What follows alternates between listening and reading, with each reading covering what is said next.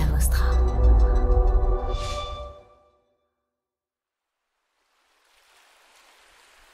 Bonjour à toutes et à tous, j'espère que vous passez un bel été, que vous soyez restés à Paris pour assister aux JO, que vous les regardiez à la télé ou que vous ayez fui la capitale pour en profiter. Alors qui dit été dit pause estivale pour Mediarama.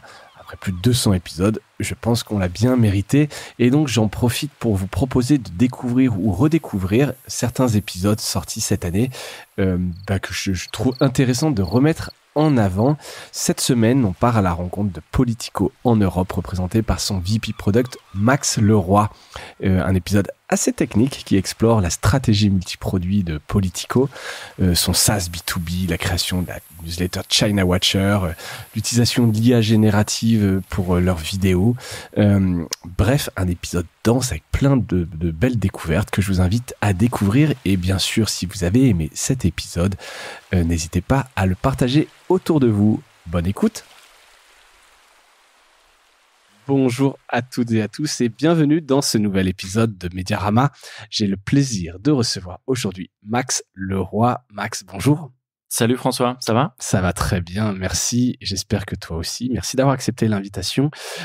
Alors certains peuvent te connaître parce que je t'avais déjà interrogé dans le cadre des prédictions médias et de tables rondes aussi. Donc on te connaît un petit peu. Alors par contre à l'époque tu n'étais peut-être pas, tu n'occupais pas le poste que tu occupes aujourd'hui pour lequel tu viens notamment. Cette phrase était un peu alambiquée. Mais ce que je veux dire par là, c'est que tu es aujourd'hui VP Product pour Politico Europe. Et donc c'est à ce titre, mais pas que, aussi par ton parcours, ton expérience sur le produit que je trouvais intéressant de t'avoir. Donc merci d'avoir accepté cette invitation. Merci beaucoup pour l'invitation. Et c'est Politico en Europe. Je pense au DIRCOM qui serait derrière moi. Qui reprendrait. C'est la même boîte. Tu fais bien. Donc c'est Politico en Europe. Ouais, et oui, parce qu'en fait, on va en parler, mais il y a une histoire derrière Politico et il y a eu Politico Europe. Maintenant, c'est Politico en Europe. Donc tu fais bien de le dire. Ça fait aussi partie de l'exercice. Toi, tu es passé, on va faire un peu rapidement ton parcours. Tu es passé par de belles maisons, comme on dit, CNN, New York Times. Et quand tu es rentré en France l'année dernière, tu es devenu consultant pour Le Monde notamment, et puis donc maintenant ce poste. Rapidement, en un ou deux mots, quel enseignement sur la culture du produit, parce que toi, tu as toujours été dans le produit, donc quel enseignement sur la culture du produit éditorial as-tu tiré de ces médias ? En quelques mots, je dirais que la culture numérique, maintenant, elle existe depuis une bonne vingtaine d'années. Quand tu regardes, ça fait depuis 2015 que le New York Times joue avec un paywall, qui sont sur les réseaux sociaux. J'imagine c'est à peu près les mêmes timelines pour Le Monde, qu'on a des pure players, Mediapart, Vice ou autre. On est vraiment sur 20 ans. Par contre, sur la partie product, je trouve que pour moi, c'est vraiment que depuis 5 ans, même potentiellement moins, qu'on commence à avoir une culture qui se développe un peu. Et j'ai l'impression, après je suis très biaisé évidemment, mais que les entreprises aujourd'hui, les médias qui s'en sortent le mieux, sont ceux qui ont investi dans cette culture. Pas juste tu saurais la définir d'ailleurs, cette culture, parce qu'on parle du produit, ça me paraît moi naturel entre guillemets, mais ça l'est pas forcément. Pendant longtemps on a parlé de chef de projet, de choses comme ça, mais c'est quoi le produit en fait ? Pour moi, le chef de projet, il est responsable pour l'exécution d'une idée qui a été définie à plusieurs. Donc ça, c'est une dimension du management produit, ce qu'on appelle le product management. Pour moi, tu as la partie delivery, donc vraiment l'exécution, et t'as la partie discovery qui a été pas mal documentée maintenant dans les dernières années, notamment par les ex de Blablacar qui ont accompagné le monde aussi d'ailleurs. Ouais. Je sais qu'ils ont présenté chez eux, et ça c'est la partie exploration. Et cette partie exploration, là où je dis qu'elle est assez récente, c'est que d'habitude, elle est quand même très influencée parce que un média, c'est pas une startup tech. C'est pas juste j'ai mes devs, j'ai mes designers et je peux en gros entre ce que j'ai en tête et ce que je veux voir, il y a quasiment pas de différence, juste la question des ressources. Ouais. Alors que dans un média, tu as la rédaction.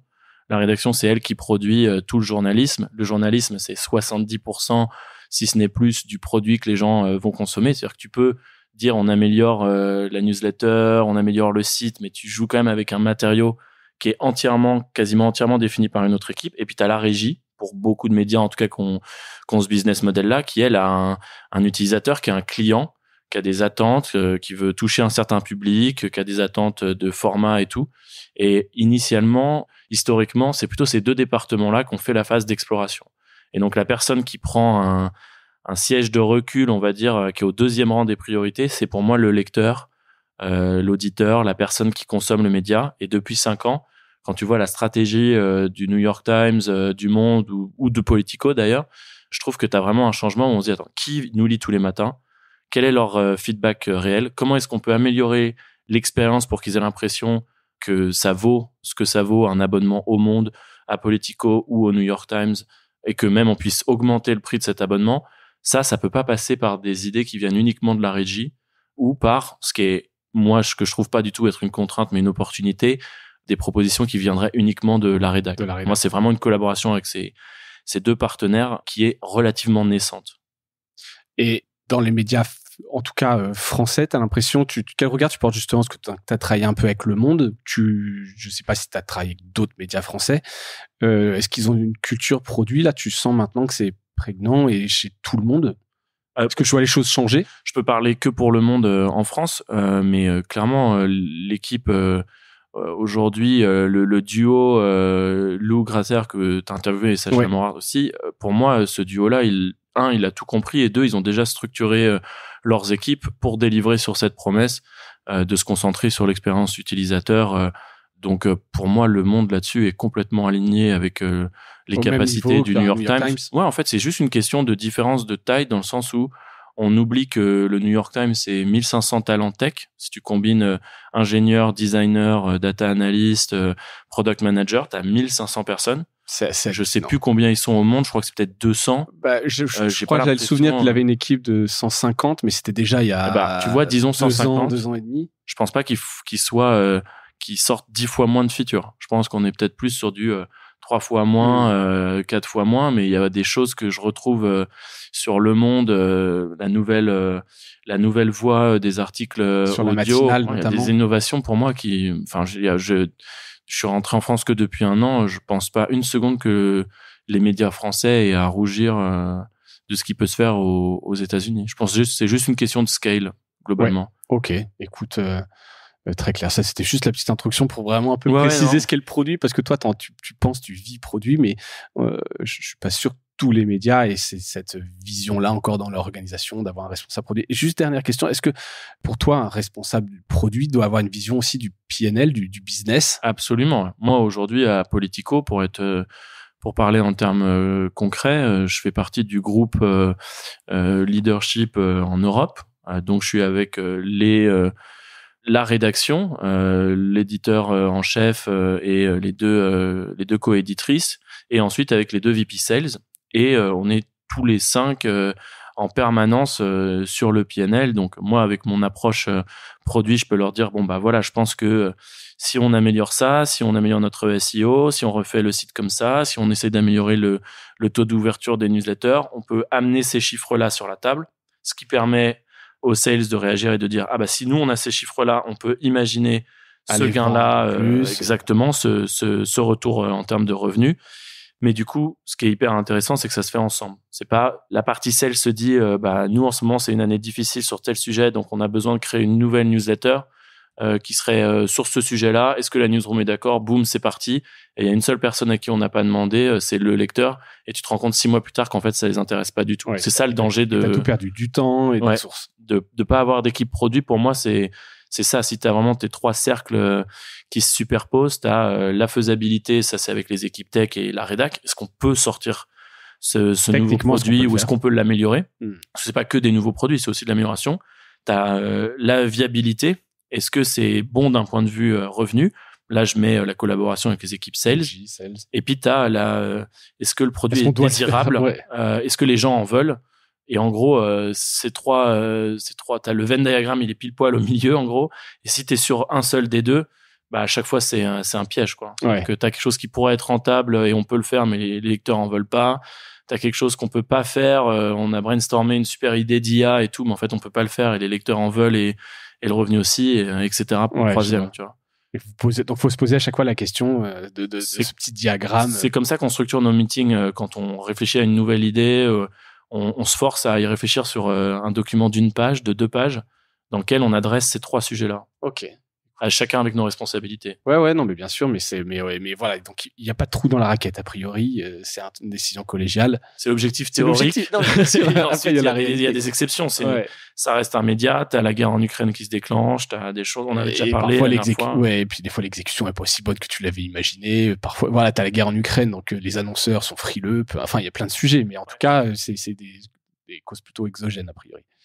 On revient sur c'était plus ton parcours, mais c'était intéressant un peu de poser en préambule un peu sur le produit, parce que t'es VP Product, ça parle pas forcément encore à tout le monde. Je sais pas si quand tu dis à tes parents t'es VP Product, mais mes parents, ça fait 15 ans que j'essaye de leur dire que, tu vois, j'ai commencé en tant que designer. C'est déjà pas très clair, designer UX. Ouais, déjà. Avec ça à expliquer. Ouais. Donc là, produit, pour être tout à fait honnête, j'ai un peu abandonné. Et alors, tu fais quoi, tes chefs de projet? Je dis que je bosse en média et que je suis pas journaliste. Et voilà. Du coup, ils se disent, OK, ça doit être dans les équipes business et pour l'instant, ça suffit. Ouais. Bon, très bien. Je connais un petit peu ce genre de problématique des trucs de génération, j'imagine.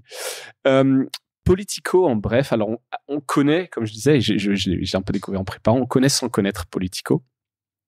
Est-ce que tu peux me faire l'histoire en quelques phrases, parce que de Politico en Europe, donc maintenant qui était avant Politico Europe, quand est-ce que ça a été créé, un peu l'histoire rapidement pour qu'on puisse comprendre. L'histoire de Politico, elle est hyper simple, c'est un média qui se lance avec une équipe minuscule au début en 2007. Donc, t'es dans l'année de campagne. Aux États-Unis. Ouais, aux États-Unis, pardon. T'es dans l'année de campagne des présidentielles de 2008. Donc, t'es dans la primaire démocrate où Barack Obama va émerger et ensuite où il va se faire élire en 2008, premier mandat. Moi, c'était vraiment la phase que je suivais le plus à cette époque-là. Et je suis allé ensuite aux États-Unis 2 ans après. Donc, j'avais commencé à entendre parler de Politico à cette période-là. Et ils avaient une manière de traiter l'info complètement différente. C'était newsletter, un email tous les matins, un ton très très informel. Enfin, ce qu'on retrouve aujourd'hui d'ailleurs dans Playbook Paris, pour ceux qui lisent Playbook Paris de Politico en France. Vous avez gardé cet esprit-là. Ouais, complètement. Aujourd'hui, le ton Politico, c'est quelque chose dont tous nos lecteurs parlent et qu'on tient à garder, parce que c'est aussi une approche différente de l'information, du traitement de l'information. Et en 2000, donc bon, ça évolue, ça devient un peu moins une start-up aux États-Unis et un plus grand groupe. Pour donner une idée, aujourd'hui, ils sont 1000. Donc, entre 5 en 2008 et 1000 aujourd'hui, ils ont eu un peu toutes les étapes. Une étape importante, c'est 2015. Axel Springer, qui est du coup un conglomérat média allemand, basé à Berlin, crée Politico Europe avec l'aval de Politico US et avec un deal spécifique. Mais en gros, il crée cette entité. Mais les deux entités sont complètement séparées. Et quand on est séparés, c'est pas les mêmes actionnaires, donc il n'y a pas forcément d'échanges, lignes éditoriales différentes.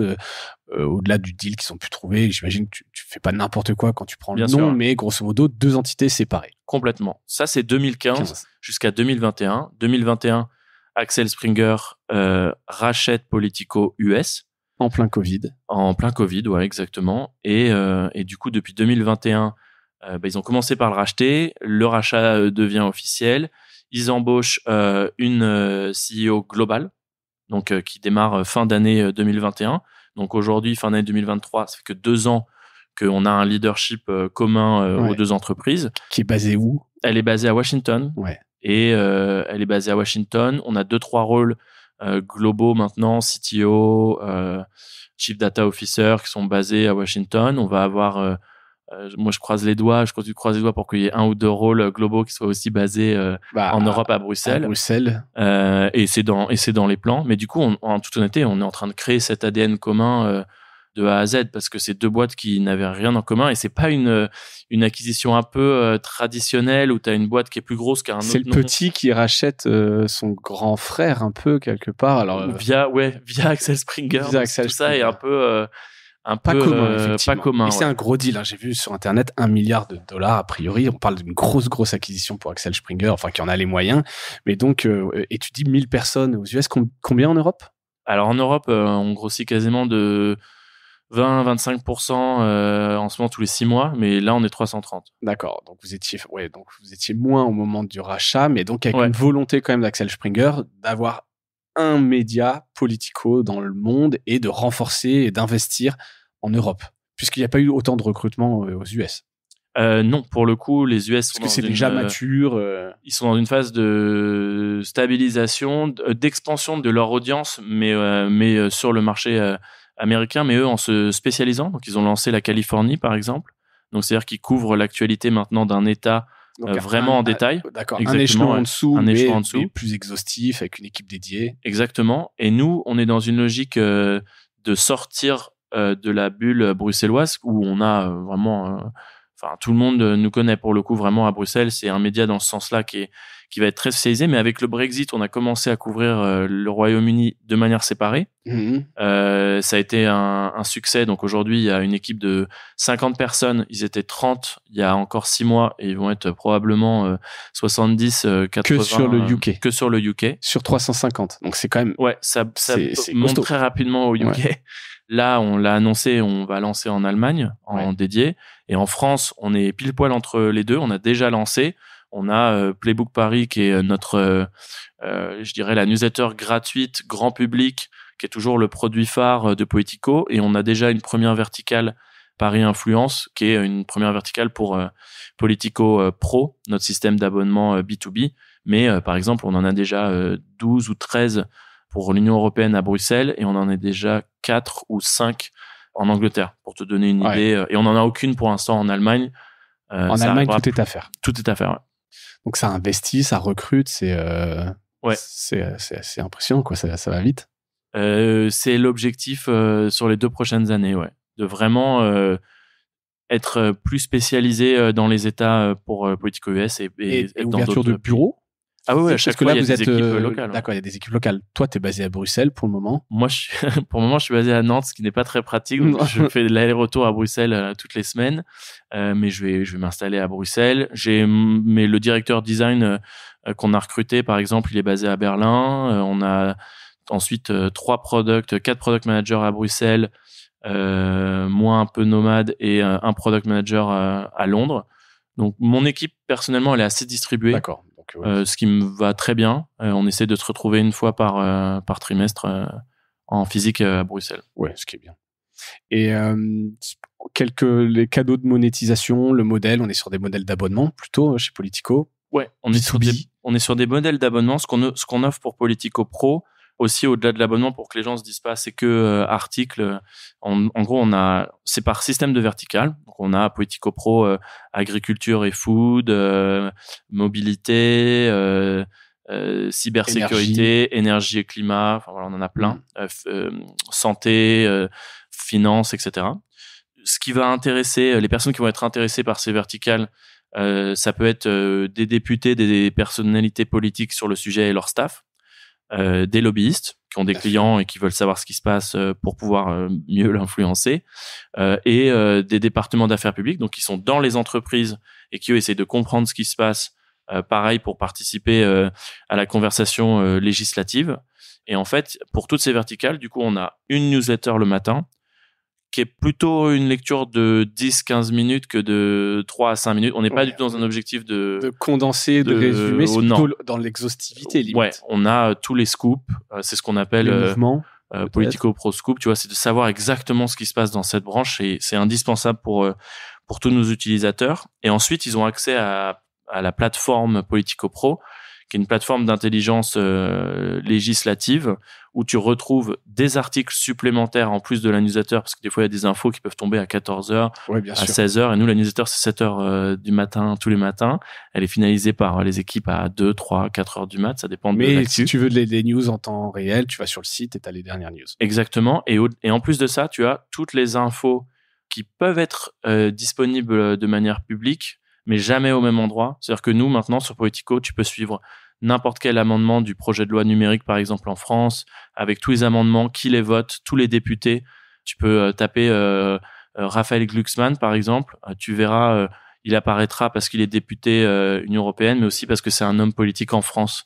Et qu'est-ce qu'il a fait dans le cadre de ces deux choses-là? Tu ne l'aurais pas si tu vas que sur le site de l'Assemblée nationale ou oui, sur le site du Parlement. Donc vous essayez en fait d'être aussi un centre de documentation de ressources quelque Exactement. part. Avec des fonctionnalités actives, on va dire, pas que de la consommation passive, mais des alertes. Est-ce qu'on a évoqué ce mot-là dans un des documents récemment pour des gens qui suivent des industries spécifiques ou des personnes spécifiques? Donc ça c'est ce qui justifie qu'on a des abonnements qui sont pas du tout des abonnements pour le coup B2C, puis on a aussi moins d'abonnés qu'on les compte pas en millions. Évidemment. Mais par contre, on n'est pas sur des abonnements à 10 euros, 100 euros, même 1000 euros, quoi. Il n'y a pas une offre à 1 euro par jour. Non. Pas encore. Un café, non. Ça, c'est pas votre truc. Non. Évidemment, on est sur de la presse spécialisée, de niche, exhaustive. Ouais. Et avec cet accès à la plateforme. Avec un accès à la plateforme. Très clair. Donc, quelque part, vous le connaissez un peu, votre marché. Vous n'avez pas ce côté mass market où en termes de marketing, c'est forcément un peu différent. Ta liste, elle est un peu connue, la liste des prospects. Alors, sur Politico Pro, oui, elle est connue. Justement parce que quand on parlait de ces 3 cercles au début, quand on lance une nouvelle verticale, on a regardé, avant de la lancer, les clients dont on pense qu'ils peuvent être acheteurs et avec des calculs assez basiques. On pense qu'on peut en atteindre 10, 15 ou 75% parce que c'est ultra niche et qu'ils auront tous besoin de cette verticale. Et du coup, on peut se décider tous ensemble avec la rédac et avec Product de le lancer. Donc, de ce côté-là, c'est hyper connu. Sur la partie grand public, parce que Politico, c'est aussi politico.eu, et ça, c'est un site sans paywall, sans rien, donc toute l'info est accessible gratuitement. Et ça, on est sur une logique de, nous on dit un politically obsessed, que je traduirais par passionné de politique, ça peut être pour leur boulot ou pas, mais on est plus sur le lecteur du Monde qui est abonné à la newsletter politique du Monde. D'accord. Déjà un peu plus averti. Il est averti, ouais. Mais c'est un amateur éclairé, on va dire, mais c'est pas un professionnel qui en dépend et qui doit s'informer et qui doit s'abonner. Exactement. Et là où je le différencierais justement de Die Spiegel, du Monde, d'El País, c'est que nous on a vraiment un traitement pan-européen qui est vraiment, enfin voilà, on couvre toute l'actualité européenne. Ce que pas par un prisme d'un pays, ce non. qu'on peut avoir. Tu parles de tous ces médias quotidiens nationaux qui sont des très grands quotidiens nationaux et qu'ils traitent pour ce qui est pour l'Espagne, pour l'Allemagne, la France, etc. Exactement. Et il y a des choses qu'on fait qui sont un peu uniques à nous. On a une section du site grand public qui s'appelle Poll of Polls, donc le sondage des sondages, qui est l'agrégation de tous les sondages sur toutes les élections en cours en Europe. Okay. Donc par exemple sur la Pologne, on est capable de dire depuis et on s'est pas trompé dans la tendance. On est capable de dire dans quel sens vont les élections. Et il y a 2022, pardon, ça va très vite. L'année dernière, on l'a fait aussi pour les présidentielles et les législatives en France. D'accord. Donc il y a vraiment cette couverture. Moi, quand je lis des articles sur politico.eu en tant que Français, pour être tout à fait honnête, et des articles que je trouve durs sur notre pays, sur notre gouvernement, sur la situation, mais parce qu'ils sont pas écrits que par des journalistes français, quoi. Ouais, donc ça évite un peu l'entre-soi. Puis c'est enrichissant en tout cas de voir ça, ce côté un peu pan-européen, effectivement. Et le modèle là-dessus, c'est la publicité. Le modèle là-dessus, c'est la publicité. Il n'y a pas de lien des gens que vous allez prendre par la main pour les faire s'abonner, etc. Il y a pas de. C'est vraiment 2 business distincts. C'est 2 business distincts dans le sens où en pourcentage, on serait pas sur des taux de conversion on serait pas sur des taux de conversion d'un Le Monde ou autre, sur une logique, tu vois, de se dire, ah bah s'il y a tant de visites, je peux en convertir tant à un abonnement à 15 euros. Nous, il y a une différence énorme. Mais par contre, quand on a certaines personnes qui vont s'abonner à une newsletter gratuite sur le site, on peut savoir si potentiellement ça peut être un prospect pour Politico Pro, selon s'il s'abonne. Coche, selon ce qui s'abonne. Exactement. Donc vous regardez ça quand même un peu. Donc, mais c'est plus manuel comme travail. C'est-à-dire qu'on a des équipes de vente qui sont, si tu veux tester Politico Pro, tu dois passer par un appel. On donne pas accès à la plateforme comme ça, tu vois, juste sur un email et une création de compte avec un essai gratuit pendant 15 jours. C'est beau quand même, tu vois, non mais... C'est beaucoup plus manuel, mais ça marche beaucoup mieux. Ah oui, grave, ils sont sur les bureaux à côté et je vois bien que... Et là, t'as le numéro du mec, tu sais, tu peux lui parler et ça devient un vrai prospect que tu connais comme un sales à l'ancienne, quelque part. Ouais, exactement. Et bah écoute, les sales à l'ancienne, ça marche bien quand même. Mais grave. Non, moi, je revendique ça. Si on parle un peu de toi, dans ton périmètre, c'est quoi le ou les produits dont tu t'occupes? Bah tous. C'est-à-dire que en Europe, moi je suis responsable Politico Pro et Politico Grand Public. Et c'est pas les mêmes pardon, mais vas-y. Politico en Europe et Politico aux États-unis, je sais pas comment vous dites, US. Politico, c'est pas les mêmes produits, c'est pas les mêmes tech, c'est pas les mêmes... pas tout à fait. C'est vraiment ça qui est. C'est des plateformes différentes. Je disais que c'était une acquisition pas tout à fait commune. C'est qu'on a tous les deux une notion de Politico Pro, parce que c'est une marque Politico Pro. cette logique de on a un outil et c'est B2B, etc. Mais elles ont été développées sur des stacks complètement différentes, elles font des choses différentes, elles ont des fonctionnalités similaires mais jamais identiques. On a très peu de clients qui en fait sont des clients communs aujourd'hui qui ont vraiment besoin d'avoir accès aux deux plateformes en même temps. Donc pour être tout à fait transparent, on n'a pas d'urgence à essayer de créer une expérience parfaitement unifiée ou autre. Je trouve que c'est beaucoup plus indispensable de mon point de vue sur la partie site grand public. Parce qu'aujourd'hui, on couvre tellement bien l'actualité politique mondiale, du coup, maintenant, ou en tout cas transatlantique à minima. Que ça a du sens d'avoir des ponts entre tous ces articles. Exactement, que ce soit pour le SEO, etc. Ouais. Donc, c'est juste que moi, j'ai un VP Product Consumer et un VP Product Pro aux US. D'accord. Et du coup, en Europe, pour l'instant, on n'en a qu'un. Donc, je gère les newsletters, le site, les podcasts, le print. Le Politico, c'est aussi un magazine imprimé toutes les 2 semaines. Pour les abonnés de Politico Pro? Non, c'est encore un autre produit éditorial. Ça, c'est plus un produit très premium qu'on envoie à la commission, au Parlement, qui est un objet de discussion. C'est un peu comme ça qu'on... On peut pas s'y abonner. Tu peux t'y abonner en individuel, ouais. Tu peux t'y abonner, mais du coup, ça te débloquera rien de numérique, si tu veux. Ouais, c'est vraiment l'objet print. Ouais, exactement. Qu'on veut avoir sur le bureau de Ursula von der Leyen. Voilà, ça c'est l'objectif c'est un de vos objectifs print, on va dire. Ouais. J'imagine. Et c'est le cas? Oh, je pense, ouais. Ouais. Parce que nos unes gagnent beaucoup de prix et de récompenses. C'est un produit qui est designé toutes les 2 semaines avec une qualité graphique qui est assez exceptionnelle. Et puis, je pense que peut-être une sur 20 est sur elle. Donc, je pense qu'il y en a quand même quelques-uns qui sont tombés sur son bureau à un moment donné. Comment tu pilotes tous ces produits, toi, dans ton quotidien? C'est peut-être une question un peu vague, mais entre les newsletters, les podcasts, ce print of B2B, les événements aussi dont on n'a pas parlé, ça fait vraiment quand même beaucoup de produits. Comment tu pilotes ça? Moi, j'espère que le DG en Europe écoutera ce podcast, mais avec une équipe trop petite. Toujours trop petite.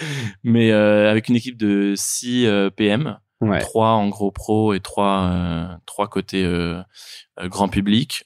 Côté grand public, on a une personne qui va s'occuper, par exemple, de toutes les newsletters et toute la partie SEO, une autre sur le site et surtout l'audio. Donc on essaye de se répartir plus ou moins par sujet, surtout pas par géographie. Ça c'est pas c'est pas une division qu'on veut. Exactement. C'est pas une philosophie qu'on veut instaurer. Et ensuite sur pro, il y a quand même une grosse différence de mon point de vue en termes de compétences produits entre la plateforme qui est vraiment un outil SaaS, donc avec aujourd'hui un Gerhard Marie qui est un lead product manager qui bosse vraiment sur une partie très software, etc. Et ensuite une personne qui est peut-être plus proche de la rédaction, qui bosse pour le coup sur les newsletters plus pro, sur les alertes. On va dire. Exactement. Pourquoi un SaaS, pardon, parce que tu as parlé un peu, il y a des alertes, il y a des trucs, mais du contenu, mais pourquoi est-ce que tu voulais envisager comme un SaaS la partie Politico Pro? Pas comme un SaaS, mais disons que on a plein de gens, si tu veux, qui l'utilisent maintenant vraiment que pour les features.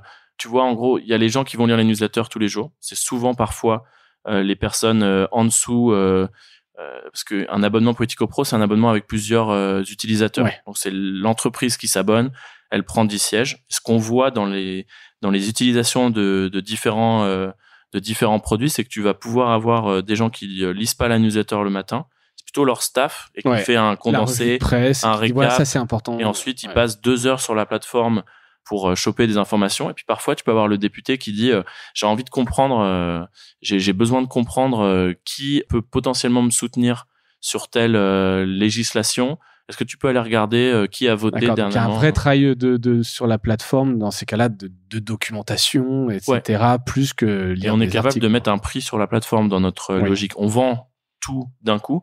Quand tu es abonné Politico Pro, tu es abonné au journalisme quotidien, etc., que je ne mettrais pas dans la catégorie, entre guillemets, SaaS. Mais sur le reste, pour moi, il y a vraiment une logique de software as a service. Tu utilises la plateforme pour repérer les bonnes personnes, sortir une sélection, filtrer les députés par tel critère. Et ça, c'est une grosse partie de l'utilisation de certaines personnes au sein d'une entreprise. Sur une entreprise, on va avoir 3-4 personas d'utilisateurs. D'accord. Que vous avez défini et que vous suivez et vous savez Voilà, et chacun a son propre usage de la plateforme. Ouais, ça, c'est à son propre usage de Politico Pro au sens large. Parce que tu vois, on a des événements où on a un public très exec qui va venir. Ça va vraiment être justement, ça peut être des événements de 20 personnes avec le rédac chef ou le reporter spécialiste de cette industrie. Et ils vont venir pour avoir justement cet événement assez exclusif. Et ça se trouve, ça va être leur seule interaction, entre guillemets, avec la marque Politico Pro une fois par mois. Mais ils restent abonnés et ils abonnent leur entreprise, leur service pour cette raison-là. Ok, très clair.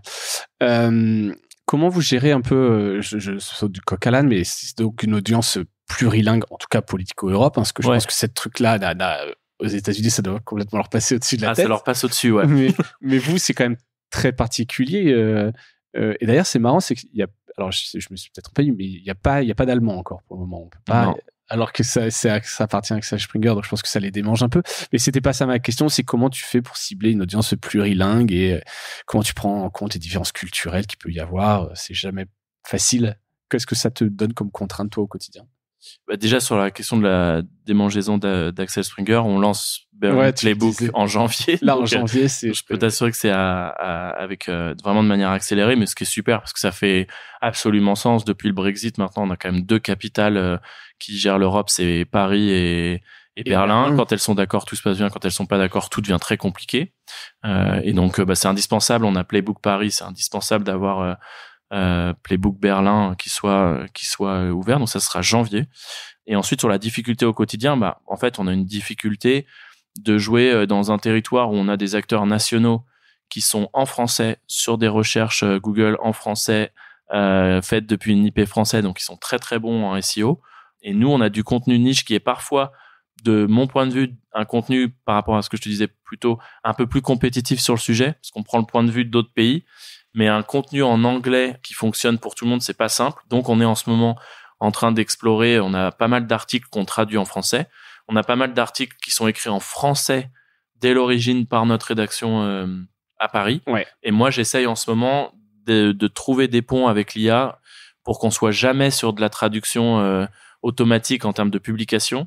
Mais on est capable quand même d'avoir un bon brouillon à 80-85%, alors qu'il y a 10 ans, si tu réfléchis, il fallait vraiment que quelqu'un démarre de A à Z en écrivant chaque mot. Et ça a quand même sacrément évolué. Exactement. Et ça, on veut amener progressivement.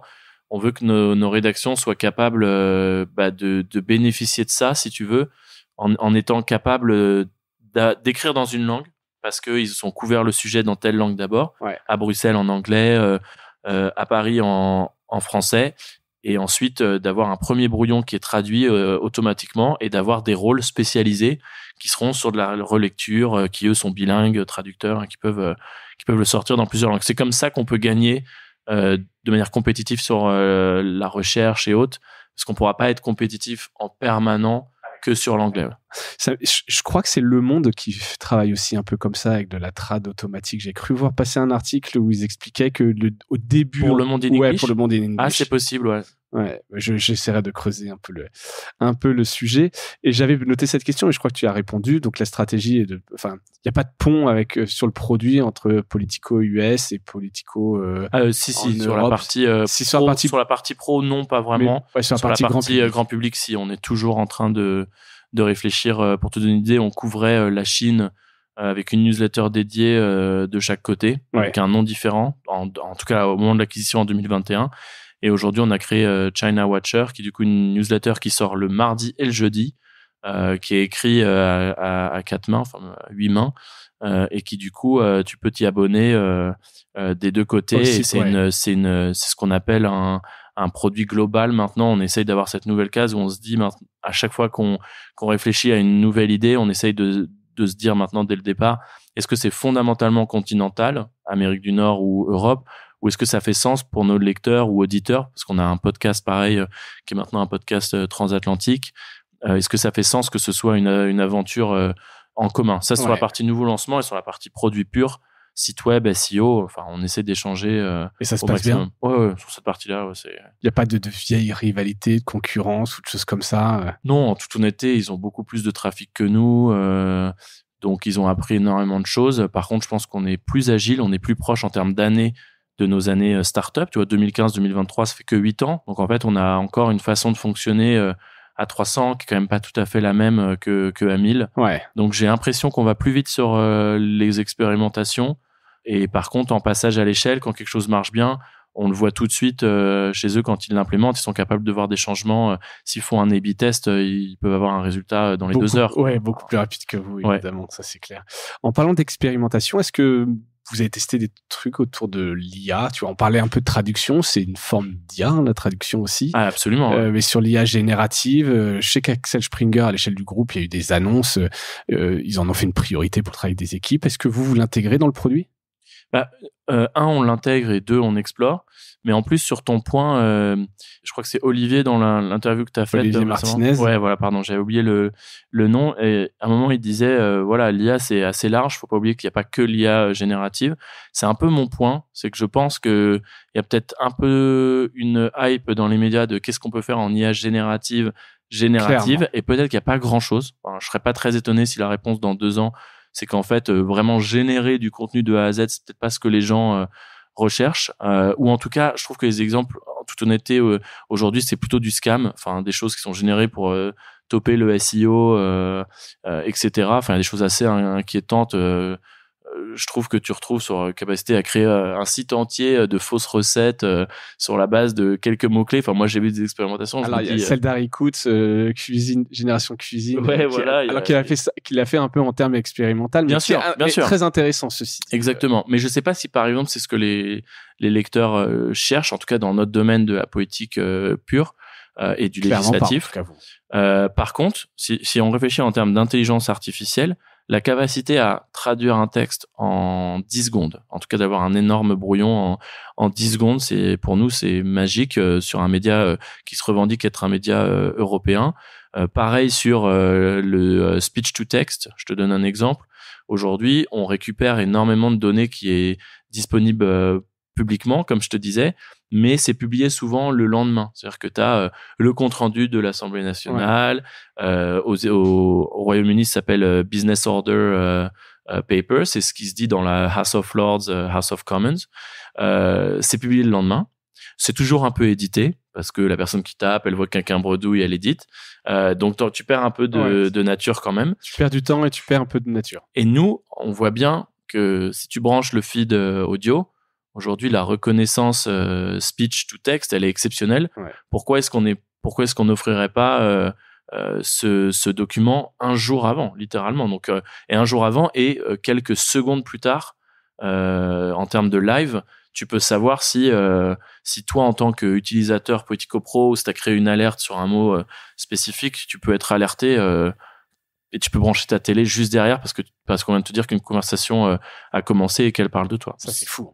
Donc, c'est pour ça IA à 100%, IA génératif, pour l'instant, pas d'exemple évident, on va dire. Ok, bah écoute, c'est une bonne réponse puisque tout le monde se pose la question. Et après, Axel Springer, ils ont tellement de médias que pour certains, ça se justifie. Oui, ils ont du très très grand public. Voilà. Ils ont des fois des publications avec des contenus à faible ou moindre valeur ajoutée. Donc, il y a plein de choses, bien effectivement, sûr, où ça peut avoir du sens d'utiliser, ou au moins de tester l'IA générative pour la création de nouveaux produits. Tu peux créer de la valeur.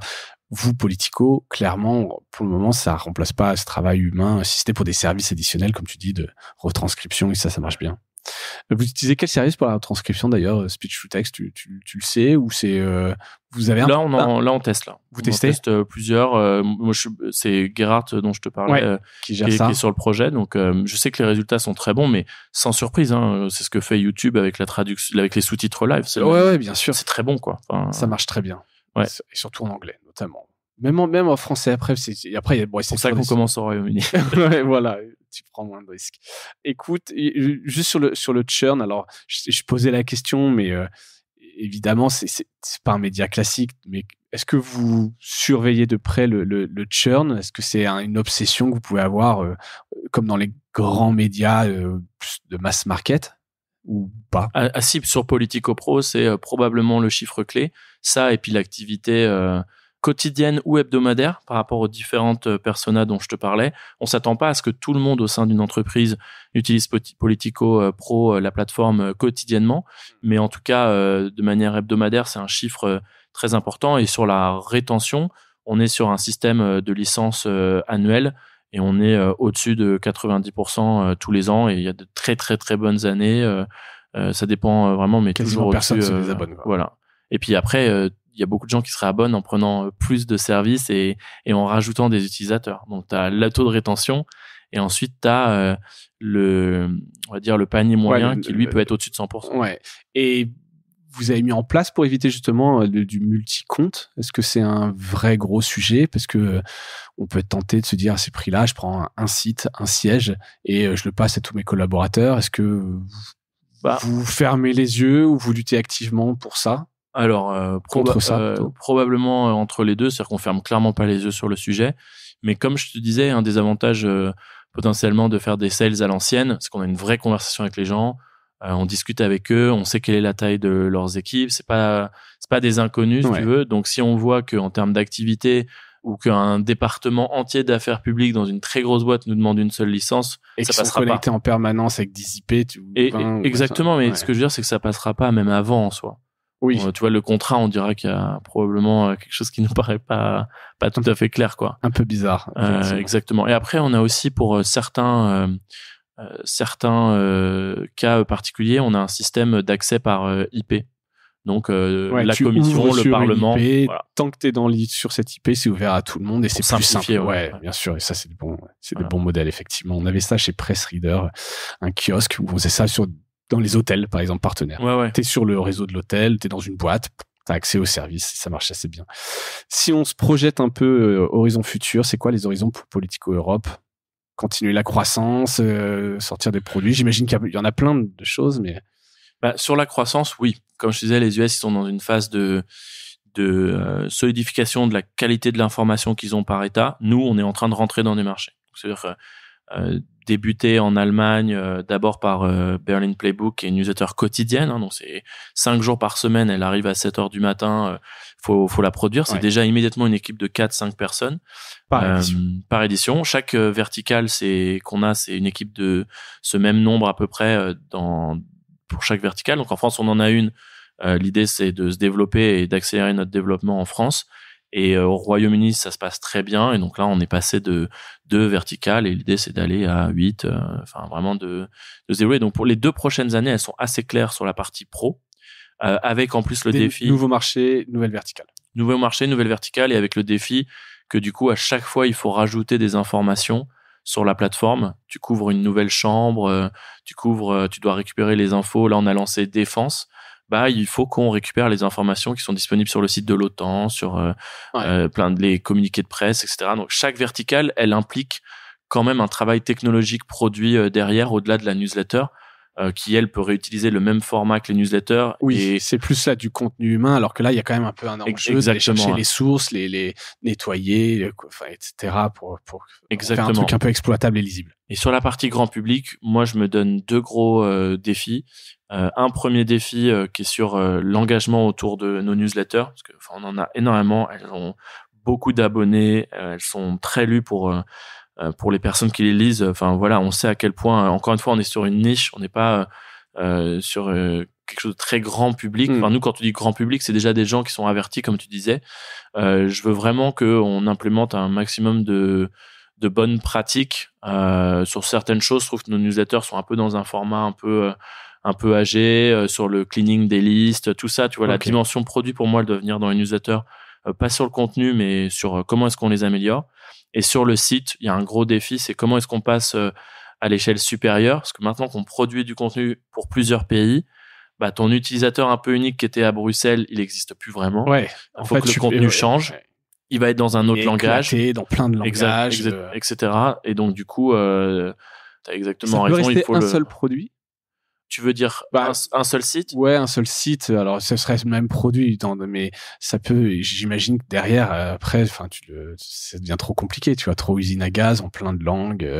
Moi, c'est les défis produits sur lesquels j'adore bosser et sur lesquels, avec Le Monde, on a pu réfléchir. Eux, ils avaient déjà lancé Le Monde in English, mais tu vois, il faut se poser les bonnes questions. À quel point c'est différent? Est-ce que c'est juste le langage? Est-ce que c'est la façon dont tu sectionnes ta home? Là, c'est exactement les questions qu'on qu'on se pose.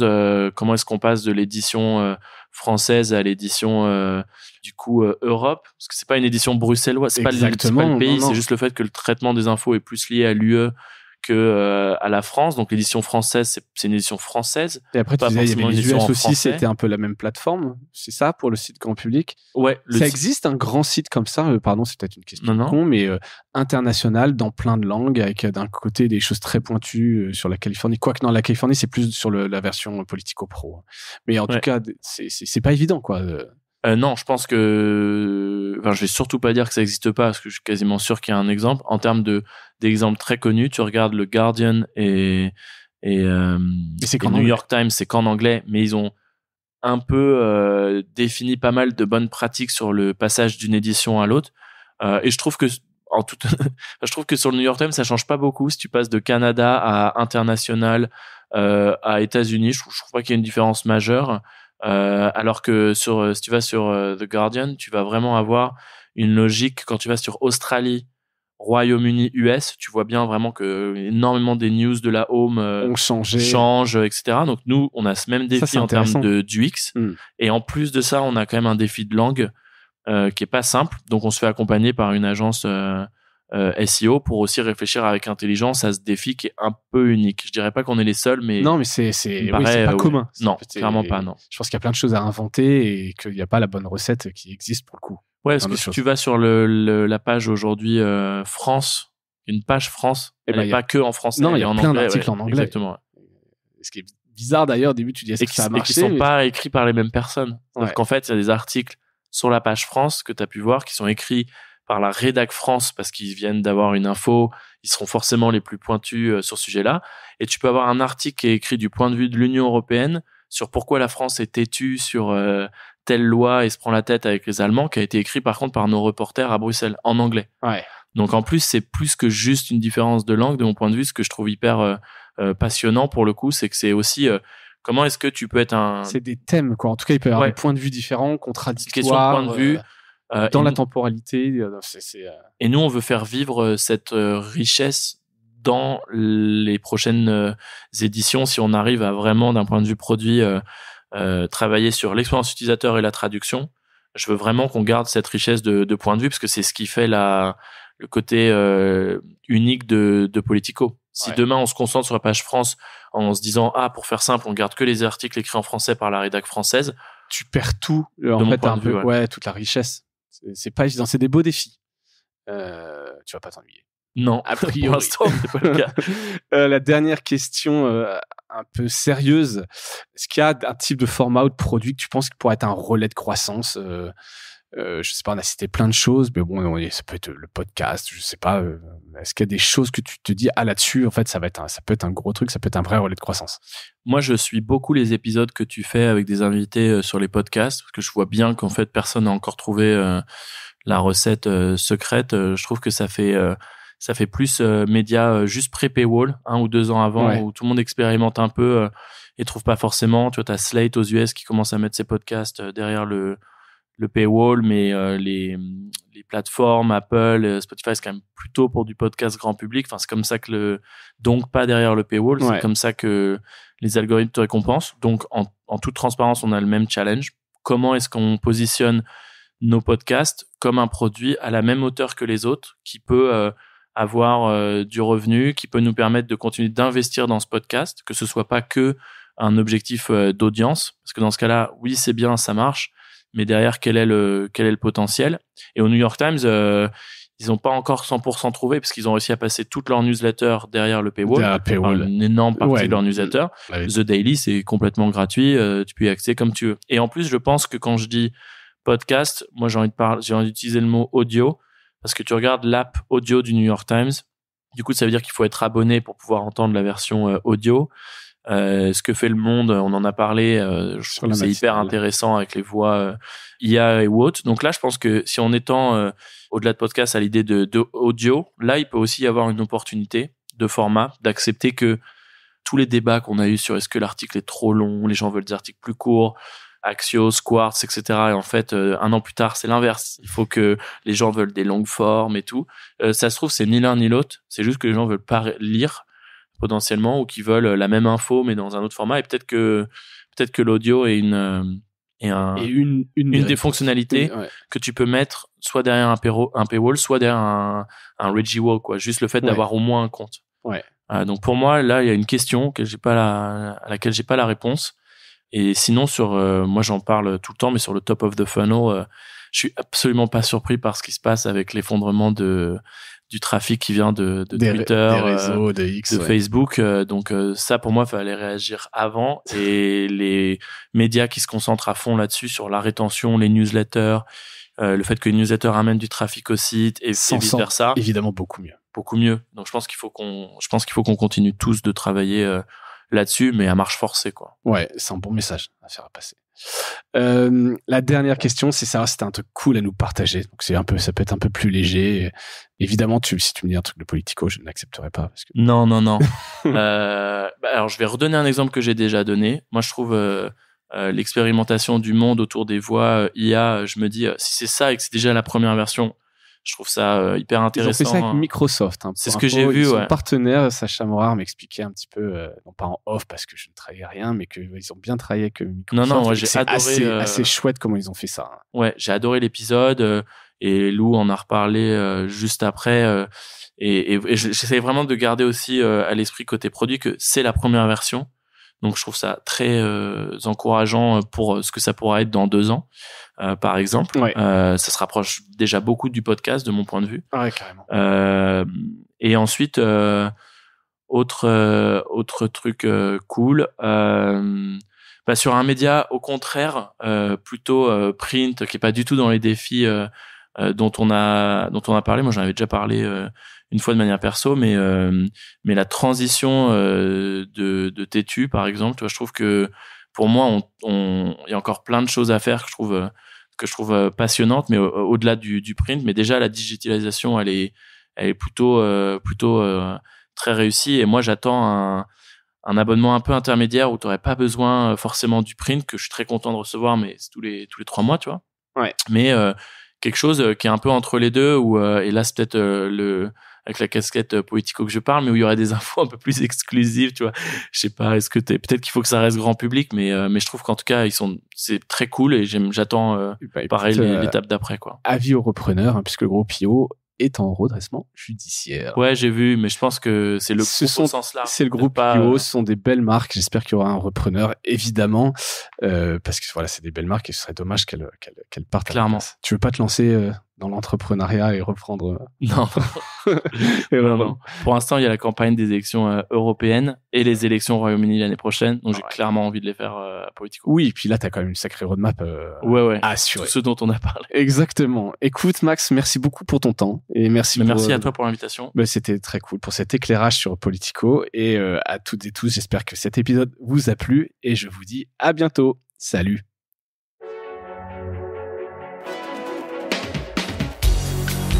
Voilà, Mediarama s'achève. Si cet épisode vous a plu, n'hésitez pas à le liker et le partager. Et puis, si vous souhaitez être accompagné par notre agence Cosa Vostra, contactez-moi par mail mediarama@cosavostra.com. Portez-vous bien.